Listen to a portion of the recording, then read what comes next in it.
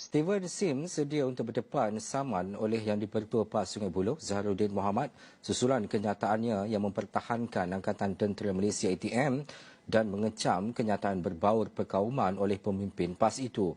Menurut pengerusi DAP Pulau Pinang, beliau tidak gentar berdepan tindakan undang-undang demi mempertahankan keharmonian masyarakat berbilang kaum dan maruah pasukan keselamatan negara.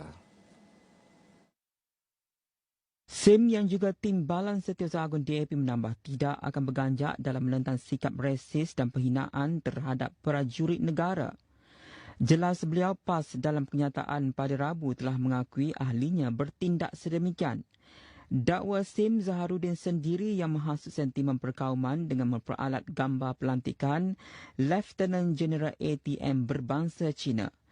Dalam masama, Menteri Sumber Manusia itu sekali lagi menggesa agar pihak berkuasa mengambil tindakan undang-undang yang tegas terhadap Zaharuddin. Zaharuddin dalam entry terbaru pada Khamis mempertahankan kenyataan yang dimuat naiknya di laman Facebook. Menurut melantu kepada Tan Sri Abdul Hadi Awang itu, kemaskininya tidak bermaksud untuk menghina atau merendah-rendahkan pelantikan Datuk Johnny Lim Eng Seng sebagai Lieutenant General dalam ATM.